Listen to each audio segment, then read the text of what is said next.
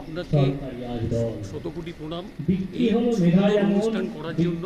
আপনি যে এই শতকণ্ঠে শতকবির অনুষ্ঠানটা করছেন কারণ করছি যে শতকণ্ঠে শতকবি এই যে কবিরা আসছেন দূর দূরান্ত থেকে, আজকেও সিঙ্গুর থেকে এসছেন, দিল্লি থেকে আসছেন, শিলচর থেকে আসছেন, গৌহাটি থেকে আসছেন।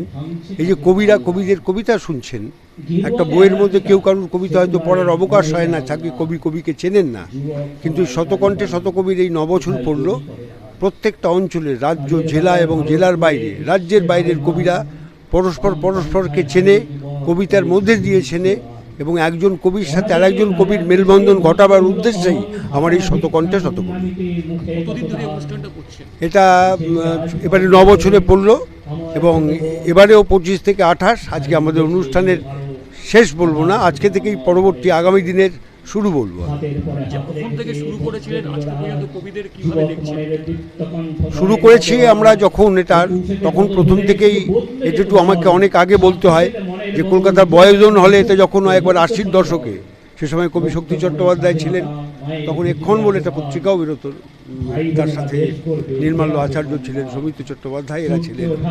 সেই সময়ই একটা আমাদের হঠাৎ আমার মনে হলো যে ওই সময় যদি কিছু করা যায়, এতে শক্তিদাও তারও ভূমিকা অনেক রয়েছেন, তিনি নেই, কিন্তু আমি যখন করি তখন খুব কম কবি, 40-45 জন হয়তো হবে, তারপরে বন্ধ হয়ে গেছিলো এটা।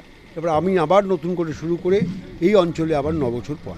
কতদিন ধরে চালাবার ইচ্ছা আছে? আরও যতদিন পারবো। আমার পর আপনারা যারা কবি আছেন, এখানে কবি যারা এসছেন, তারা যদি মনে করেন যে কবিকে বাঁচিয়ে রাখবেন, আমার সামনে রয়েছেন প্রবুদ্ধ বন্দ্যোপাধ্যায়, তিনিও আছেন এর মধ্যে, কাজে কবিরাই বাঁচিয়ে রাখতে পারে। শতকণ্ঠী শতকবি, সহস্র কণ্ঠে বলছে অনেকে, সেটা হবে সহস্র কণ্ঠে সহস্র কবি, সেটাই সার্থকতা। আচ্ছা, এই অনুষ্ঠান চালাতে গেলে তো প্রচুর খরচা, সেটা কোথা থেকে আসছে? সেটা কারুর কাছ থেকে, আমাদের এই কবি বন্ধুরাই তারাই দেয়, তাদের দিয়েই করা। কেন আমি আবার একটা কথা বলবো, যে আমি রাজার কথাই আমার কথা, আমি যখন রাজার লোক, যদি সেই প্রতিকূল পরিস্থিতির মধ্যে কবি নিজেকে চালাতে না পারেন, চলতে না পারেন, তাহলে তিনি কিসের কবি হলেন? এই খ্যাপা মতো কবিদের থাকে, তার জন্যই এটা মনে করি আমাদের কোনো কিছুকেই আটকাতে পারবে না। দারুণ, আপনাকে অসংখ্য ধন্যবাদ। আবার আপনার সঙ্গে আবার সামনের বছর দেখা হবে এই কামনা করে নিশ্চয়ই আমাদের কথা কাহিনী পর্বটা শেষ করলাম। ধন্যবাদ আপনাকে, অসংখ্য ধন্যবাদ, নমস্কার। আপনি আপনার একটু পরিচয়টা দেবেন, এবং আজকে শতকণ্ঠে শতকবির অনুষ্ঠানে আপনার উপস্থিতি কিভাবে, কেন, একটু যদি বলেন। আমার নাম প্রবুদ্ধ বন্দ্যোপাধ্যায়। আমরা 70-এর দশক থেকেই রহড়া রামকৃষ্ণ মিশনের প্রাক্তনী, 81-র ব্যাচ। পরাশরদার সঙ্গে ওই সময় আমাদের এই ছড়া, কবিতা, সাহিত্যের সূত্রেই পরাশরদার সঙ্গে আলাপ। সেই সময় এখানে অনেকগুলো পত্রিকা ছিল, যেমন ধরুন সোনাই বলে একটা পত্রিকা চলতো, দুলেন্দ্র ভৌমিক যিনি আনন্দলোকের সম্পাদক ছিলেন, ঋত্বিক বলে একটা পত্রিকা চলতো, বইচি বেরোতো, মৌল বলে একটা পত্রিকা এখনও রয়ে গেছে, পথ বলে একটি পত্রিকা, মঙ্গল বাসরও একটা হতো। এই করে তারপরে পরাশরদার মাথায় আসে যে এই যে কবিরা নিজের কণ্ঠে যদি কবিতাটা বলে, তাহলে কবিদের আমরা অনেককে চিনিই না, তাদের কবিতার সূত্রেই, সাহিত্যের সূত্রেই আমাদের আলাপ হয়। তাদের যদি একটা সুযোগ দেওয়া হয়, তারা নিজের কবিতা নিজের মতো করে নিজের ভাবটা বলবেন। তো এটা শুরু হয়েছিল প্রায় আজ থেকে 10 বছর আগে। প্রথমে খুব ছোট করে জনার্দন ক্লাবে প্রথম 3 বছর হয়, তার সঙ্গে একটা লিটল ম্যাগাজিন মেলাও হতো। এবার এই যে আমাদের যে অস্থিরতার সময়গুলো, 70-72-এর যে নকশাল পিরিয়ড, সেই সময় খড়দায় মানুষ আসতেই ভয় পেত, তো সেই সময় থেকেই আমরা এই চর্চায় ছিলাম, এবং রাজনীতির ঊর্ধ্বে গিয়ে যাতে কোনো রকম রাজনৈতিক আমাদের উপরে মানে নিয়ম নিষেধ যাতে তারা চাপাতে না পারে।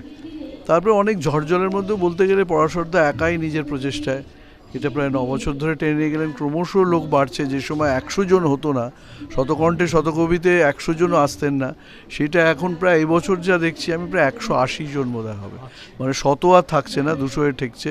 এবং বোধহয় 2-3 দিনের মধ্যে এটা ব্লক করে দেওয়া হয়েছিল যে আর কাউকে সময় দেওয়া যাবে না, কারণ 2 মিনিট করে আমরা সময় দিতে পারি।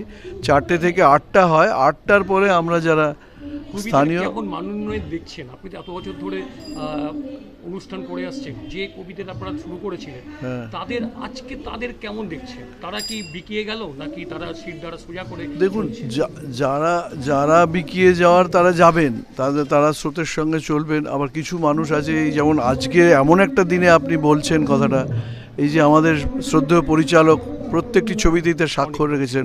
অনিক দত্তকে চলে যেতে হলো, সে আপোষ হয়তো করেননি বলেই তাকে চলে যেতে হলো। এর আগে আমাদের আরেকজন শিল্পী চলে গেলেন হঠাৎ অদ্ভুতভাবে, রাহুল। হ্যাঁ, তো এই ঘটনাগুলো ঘটতে থাকবে, তার মধ্যেই যারা সিদ্ধারা সোজা রেখে সত্যি কথা বলবে তারা বলবে, যারা বলবে না তারা স্রোতের সঙ্গে বারবার ভেসে যাবে। হ্যাঁ, তো আপনাদের এই শতখণ্ডের কবিতা আপনারা কি আর কিভাবে চালিয়ে নিয়ে যেতে চান, কতদিন দিয়ে চালিয়ে নিয়ে যেতে চান? না, চালিয়ে তো আমরা নিয়ে যেতে চাই যাতে মশাল নতুনরাও ধরে, আসছেও নতুন প্রজন্মের অনেক মানে অল্প বয়স্ক ছেলেরাও উৎসাহ দেখাচ্ছে। এই যে জলসত্র এখানে করেছে দেখবেন, হ্যাঁ, ওরাও সবই কিন্তু একদম ছোট্ট ছোট্ট ছেলে। তারা নানা রকমভাবে সবাই এগিয়ে আসে বলেই অনুষ্ঠানটা হচ্ছে। একসময় তাপসদা, আমাদের প্রাক্তনী রহড়া মিশনের তাপস পালের এইটায় খুব আগ্রহ ছিল বলে আমরা শুরু করেছিলাম। তাপসদার দেহান্তের পরে এটা একটু থমকে যাওয়ার মতো ব্যাপার হয়েছিল। বিভিন্ন লোকই অল্প অল্প করে সাহায্য দেন, তাতেই হয়।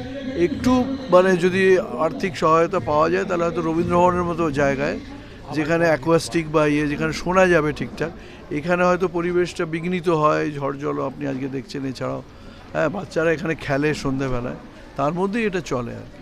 আপনাকে অসংখ্য ধন্যবাদ আমাদের কথা কাহিনীর পক্ষ থেকে।